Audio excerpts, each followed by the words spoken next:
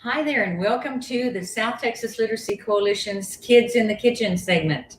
We've been doing this all summer long and trying to give you ideas for being involved with your kids in the kitchen and promoting literacy as well, promoting health literacy as well, giving you some tips and some health information, and reminding you that literacy involves reading a recipe, measuring ingredients, okay?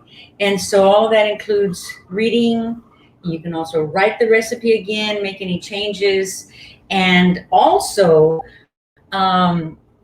it involves being able to follow directions, okay, which is very, very important.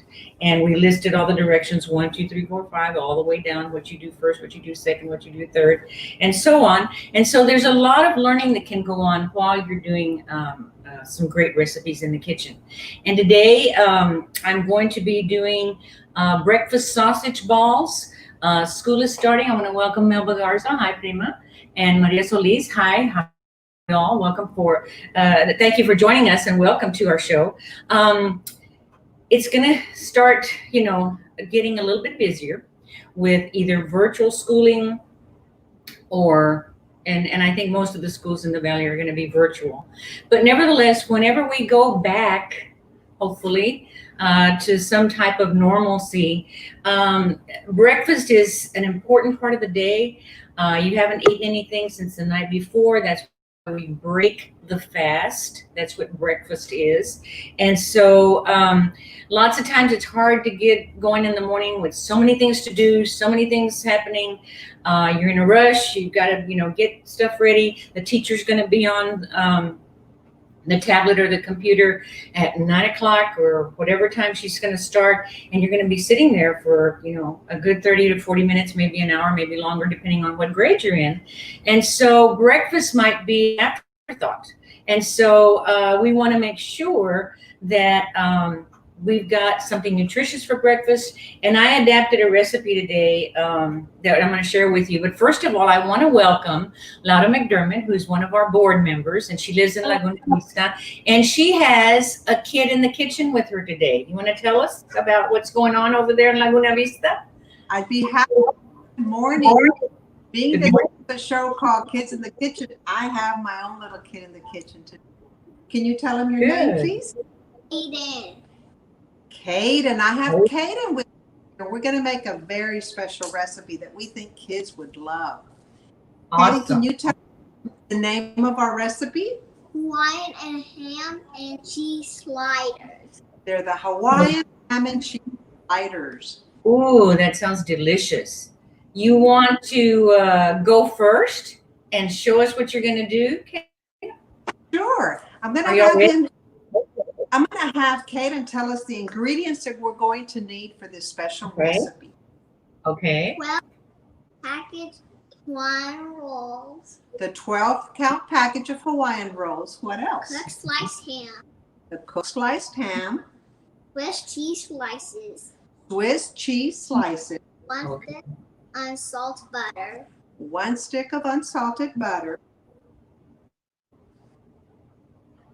1 tablespoon. Is that it? Dijon mustard. 1 tablespoon of Dijon mustard. 2 Sounds delicious. Worcestershire sauce. 2 teaspoons of Worcestershire sauce. Salt and pepper. Salt and pepper. So Awesome. Today we've used the Sara Lee Hawaiian rolls, but actually Sam's Club makes them, HEB makes them. You can purchase them at any place, but they are sweeter than most rolls, so that's why they're called the Hawaiian sweet rolls. So we're going to start off with a count of 12. And here we're using a 9 by 11 aluminum foil pan. And the reason I like to use this is that the 12 rolls fit perfectly into this. So I've lightly sprayed it, so we'll be ready for that. On the side here, I have our 12 Hawaiian rolls, and I've turned them upside down so that the bottom is facing up. I've taken a very sharp serrated knife, and I've cut all the way through to make them just one big slab of rolls. So like a puzzle, you're gonna take these apart and lay them into the pan. So Wow. Good thing you have a good helper there. Look at that. Perfect. So we've got the 12 bottoms of the rolls laying here. So now what Caden's going to do is he's going to get a little brush, and just for flavor, he's going to add a little bit of butter here. It kind of hardened a little bit, so here we go. So he's going to brush some butter into the rolls, just to give them a little flavor. Awesome. That would be a good dish to prepare when company's coming over for, And Like- while we're here, I'm going to have him put the salt and pepper in, the Worcester sauce,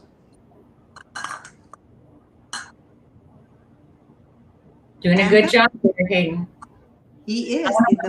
Also, while y'all are doing that, Selena Perez is here, and Sarah Beth is here. Dr. Daniela is here. James Fisher is here, and I think we know James Fisher, right? We know James Fisher and Annika Fisher. They're the parents of this little boy, and Sarah Beth, my future daughter-in-law. So I'm very excited that she's watching. Awesome. Okay. So he's mixing that up. And Dr. Ida, you were saying that this is a great dish to prepare ahead of time for company. Yeah. I love about this is that you can prepare this ahead of time and just go ahead and place foil on top and place them either in the freezer or refrigerator till the time you use them. Great. And the first time I heard about this, our son was volunteering at Texas A&M University, and he went to go volunteer at a home. And right before they left, this older lady said, "Don't leave until I give you something special." And she gave him a batch of these. He called, he said, "Mom, you've got to find that recipe. Those were the best little rolls." So it makes for a really great recipe. So the next thing. Well, and the other thing I was going to mention, Lana, is that, we're still in hurricane season. A lot of our hurricanes come around this time and the first part of September. And lots of times it's good to have some pre-prepared foods ahead of time in the freezer, that if you run out of electricity, you can take them out. And these, I know I've made some that are called Cuban sliders that are just as good cold as they are warmed up. So at room temperature, it's something to eat, something to kind of pass the time. Look at how carefully he's doing that ham slice on there. That's beautiful. Wow. I'd like to have him in my kitchen anytime. Okay, well, maybe he can go cook for you because he's of the kitchen. Okay, once we place all the layers of ham on the bottom, we're going to go to the next level. And now he's placing Swiss cheese on top. Okay. And, I tried this recipe with cheddar, and I've tried it with turkey, and it just wasn't as good as the Swiss cheese with the ham. Doing a great job. Yeah. The Cuban sliders that I have fixed before have similar ingredients, but they have a garlic and oregano sauce that you pour over the top right before you bake them. And so they're delicious, but I like ham, pineapple, Okay, Swiss cheese, yeah. Slices of ham, so we're going to go ahead and use those up. We're going to make double, yes. Okay. This is a super size slider. Yeah, go We're ahead. super Heavy sizing. on protein. And this And true, if you have a few slices like that, you can mix it up, sure. use up what you have. So now we're going to put our puzzle back together. Here we go. Okay. So You put those on top. we put those on top. Awesome. Try to keep them together and make sure that they don't separate so that they're easier to put on. Okay, hold on a second. The next thing we're going to do is we're going to brush on our butter mixture. And this particular recipe asks for minced onion, and I did not place that in there because some kids do not like the onion. So that's optional. Me either. Yeah, he doesn't like it either. So we didn't put onion in these. But you Okay, that's creative and make all kinds of little flavors in there. right. Topping, There's Welcome, Lisa Walreda, to the show. Glad you're here. Glad you're joining us. And we have an actual kid in the kitchen. This is Caden Fisher, and she's with his grandma, Laura McDermott, and they are cooking up a storm. we sure are brushing these on really nice. And the topping, you can either use poppy seeds, sesame seeds, or something of your choice. So he's making these quite juicy. He's placing quite a bit of butter on top. Okay. Love that butter. Yes, and with the butter that you have over, you can brush it along the edges, and Caden's that for us. Okay. These are baked in the oven at 350 degrees with some foil on top. And depending on your oven, you just want to be sure that the inner ingredients are melted together, like the ham and the cheese are warm. But again, you could just place foil on this, place it in your refrigerator till your company arrives, or place it in the freezer until you have a little bit of company. So Beth says that Uncle Tomas doesn't like onion either, and John Vasquez says he doesn't like onion either. So, Okay. I guess I'm the only onion in the Only crowd. one. Okay. Want to some poppy seeds on top? 6. Yesterday we made these, but we put poppy seeds on half and not on the other part because Okay. I'm sure the kids were going to like poppy seeds. Weren't quite sure about that. Yeah. But they ended up liking them. They thought it was pretty cool. So for today, we've only put poppy seeds on half of these. You're going to place a sheet of foil on top. And he wants to show you his finished product. Oh my goodness. Tell me what you have on that plate, Caden. What are you going to eat the starter with? Strawberries, cucumbers, and carrots. Okay, celery, cucumbers, and carrots. What a nutritious dish. Wow. And is that strawberries too on there? Are these strawberries? Yes. Yes, ma'am. Awesome. So you got even dessert there. Okay. And did you have fun preparing this? Did you have fun preparing it? Did you have fun preparing it? Yes. You think you can do it again sometime? Mhm. Teach your brothers how to do that. Teach your mom how to do that. Teach your dad how to do that. Your Uncle Tomas as well. And prepare it for the whole family. They would love that. Wow. I am so proud of you. You did a great job. Great job. He did a great job. He was able to read all the ingredients and all the steps, so that makes it really nice. So how old are you, Caden? 6. My brother's 6. 5. And I'm about her 7. Okay, well, you have a whole lifetime of cooking left that you can do. And make sure that you keep this recipe. You start your own little cookbook, write it down or make the copy and put it in there, because this is one of the things that you did on Facebook Live. And a whole bunch of people are looking at you. Esther James is on. Thank you for being on and being on our show. This is Caden and Laura McDermott, Caden Fisher and Laura McDermott. And so they've just made some Hawaiian pineapple sliders that were like, a delicious recipe. Yes. Very good. Thank you so much. And we appreciate it so much. And I know that you're from Fort Worth, but maybe one of these days you can be in Fort Worth and share a recipe from up there. How would you like that?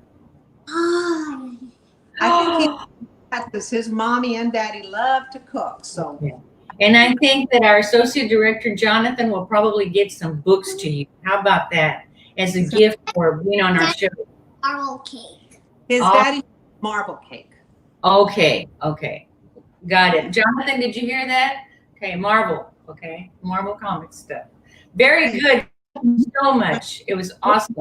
And I'm going to try those this weekend. Okay, I'm going to try those this weekend and give some to my neighbors because I'm not going anywhere. But, makes a wonderful, wonderful lunch, light dinner, whatever you want. And all that nutritious stuff next to it. Oh, wow. You're going to be so healthy.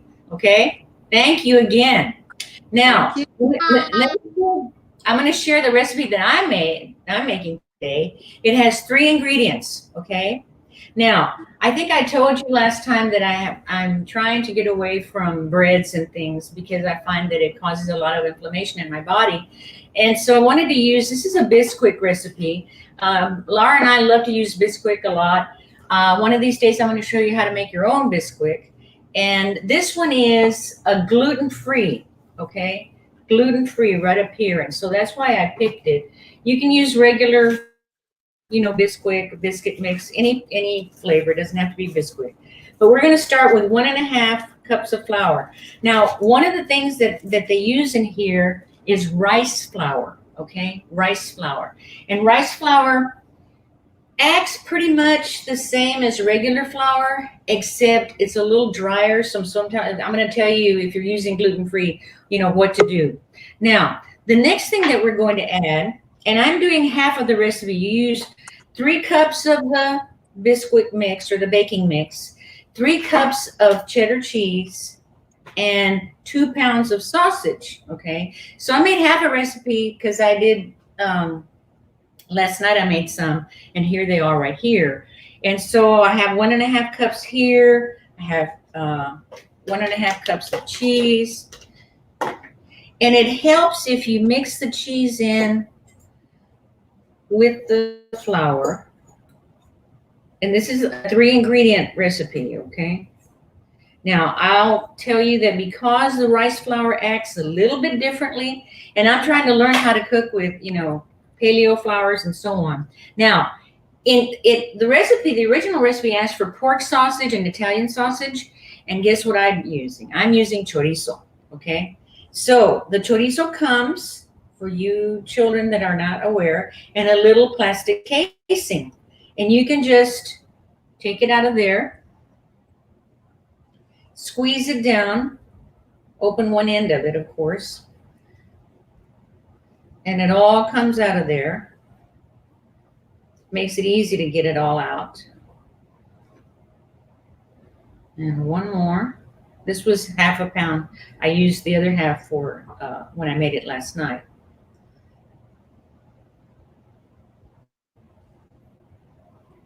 And so then, get all of that. You break up the sausage a little bit and you start incorporating. And remember, incorporate from the outside in and stir. And believe it or not, this does form. It takes a little while because there's liquid in the sausage. And then the cheese begins to be at room temperature. And so I'm not going to take up all the time to do this, but it's good to do now. There's a recipe. You can double this recipe, and it makes about 62 sausage balls. But this makes a great breakfast item that you can serve with fruit, with other things. You could have a light lunch with it and has a nice flavor. If you wanted to make it, if it's all adults and you wanted to make it a little bit more exciting, you could add red pepper flakes. This chorizo was a little bit spicy, and so it has an excellent flavor, and the whole house smells nice right now. So you keep mixing this, and you see how it's coming together, okay? Now, at the end, when I had just a little bit left over, I did add like a couple of tablespoons of water just to bring it together, because the rice flour does act a little bit differently than the regular flour, okay? So you keep stirring it until it cleans the bowl, and it will clean the bowl like this. It'll end up being like a ball, okay? Now, I'm going to use gloves to make this into golf ball size. I've already got parchment paper on my cookie sheet. The oven is set at 325. You can set it at 300. Depending on your oven, you might have to.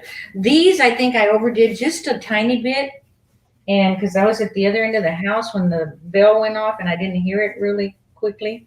But the reason I'm going to use gloves is I'm going to tell you why.